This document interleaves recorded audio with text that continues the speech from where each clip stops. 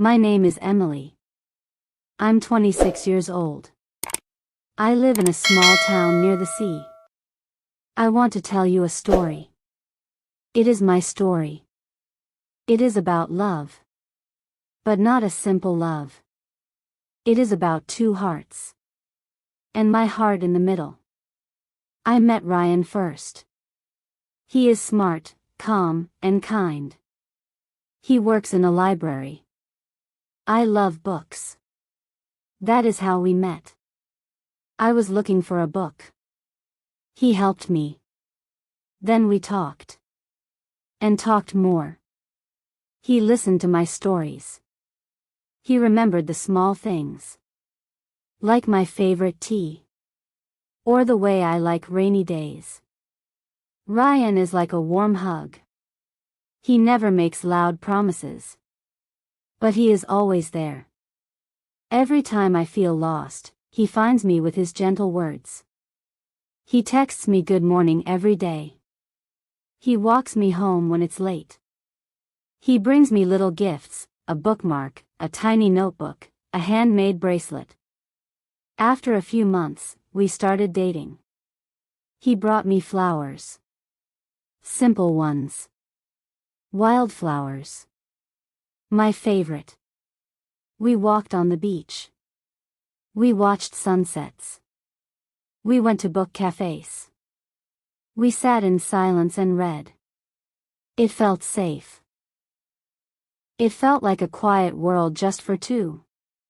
He introduced me to his family. His mom made cookies. His dad told funny stories. I felt accepted. I felt loved. We had routines. Sunday brunch. Thursday evening walks. Every Tuesday, we watched a movie from the 80s. Life with Ryan was gentle and peaceful, like a well-loved novel you never get tired of reading. He supported my dreams. I was working part-time at a local art shop and trying to sell my paintings. He hung one of my first works in his room and called it his favorite painting ever. We even started talking about the future. Maybe getting a dog. Maybe saving money for a small house with a garden. He made everything feel possible and safe.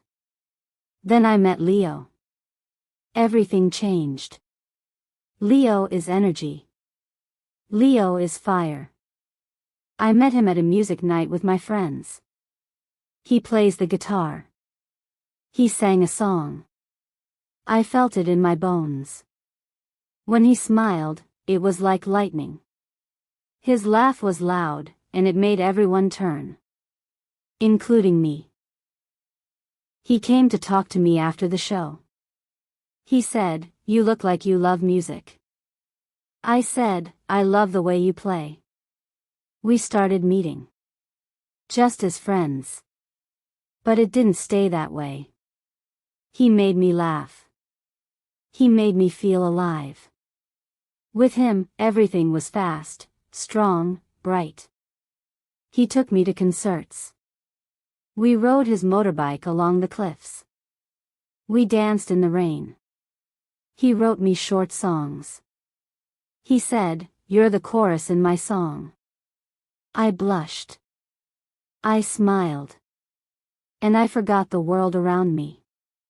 He lived in a small loft with records everywhere. We listened to jazz late at night.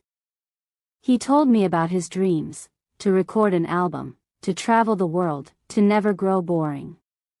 One night, we stayed up talking until sunrise. He looked into my eyes and said, "You make the world feel like music." And I believed him. He took me to his favorite hidden spots, a little rooftop cafe, a quiet garden behind an art gallery, a forgotten dock where ships rarely came. With Leo, I saw the world differently. Louder, richer, more colorful. He would draw sketches of me while I painted. We once made a wall mural together on an abandoned train station. He called it the place where hearts collide. But I still loved Ryan. I started hiding things. I told Ryan I was busy when I was with Leo. I told Leo the first had no boyfriend. My heart was full of guilt. And also full of love. For both. Ryan gave me peace. Leo gave me passion. I couldn't choose. One gave me calm mornings with tea. The other gave me loud nights with music. One gave me silence and safety. The other gave me chaos and spark. My days became confusing. My heart felt like a puzzle. Some nights I cried myself to sleep. I didn't want to hurt either of them. But I knew I already had. I tried to pull away from Leo. But he would show up at my door with a guitar. I tried to tell Ryan the truth. But I was too afraid. I thought I might lose both. And maybe I deserved to. I wrote poems about it. Pages and pages. Some days I didn't eat. Some nights I stayed out walking until morning. One day, Ryan found out. He saw me with Leo. He didn't shout. He didn't cry. He just looked at me and said, "Is this why you've been distant?" I had no answer. Only tears. He said, "You have to decide. I can't share your heart." Leo found out too. He was angry at first. Then he said, "Tell me the truth. Do you love him more?" I didn't know. I walked by the sea that night. Alone. I cried. I thought. I remembered the quiet nights with Ryan. The fire and music with Leo. I looked at the waves. They come and go. Like my feelings. I stayed out until the sky turned purple. I watched the stars appear one by one. I listened to the waves crashing. I asked the wind for an answer. None came. I watched an old couple walking hand in hand. I wondered, did she ever have to choose like me? Did she ever feel this lost? I didn't sleep. I wrote letters. One to Ryan. One to Leo. In the morning, I gave them the letters. Then I waited. A week passed. Ryan didn't answer. Leo sent a song he wrote for me. But I didn't reply. I needed to find myself first. I took a trip. Just me. I went to a small village up north. I stayed in a cottage near the lake. I left my phone off. I walked in forests. I watched birds. I painted. I read. I met an old woman there. Her name was Mary. She said, "Love is not always choosing someone. Sometimes, it's choosing yourself." We drank tea together. She told me stories of her youth. About a boy she didn't marry. And another she did. And how both shaped her. I stayed for a month. I helped Mary in her garden. I picked apples. I made jam. I sang to the sky. Slowly, the noise inside me quieted down. Each morning, I sat by the lake and wrote in my journal. I wrote letters I never sent. I painted pictures I never showed.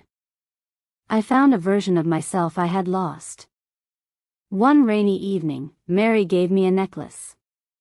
She said, "This belonged to my mother. Wear it when you remember who you are." I climbed hills. I made bread. I learned to listen to silence. I felt the sun on my face and the wind in my hair. When I came back, the city felt different. My apartment felt smaller. My heart felt clearer. I called Ryan. He came to meet me. We walked. We talked. He said, "I still love you. But I can't be second choice. I understood. I met Leo too. He hugged me. He said, "You taught me something. That love is not always wild. Sometimes it's quiet too." We said goodbye. Now, months have passed. I still live in my town near the sea. I still go to the library. Sometimes Ryan is there. We nod. Sometimes we smile. Leo moved to another country. He sends postcards with songs written on the back. And me? I'm learning to love myself. I go to the sea alone. I read. I listen to music. I dream. I joined a painting class. I take long walks in nature. I write letters to myself. I also started journaling. Every morning, I write what I feel. No matter how small. I write about my memories, my regrets, my small joys. I teach art to kids on Saturdays. They laugh easily. They ask funny questions. They remind me that life is about simple moments. Sometimes I get a message from Ryan, a book recommendation, a photo of a sunrise. Sometimes Leo calls from abroad. We laugh. We remember. But I don't belong to either of them anymore. I belong to me. This is my story. And I'm still writing it. And that's okay.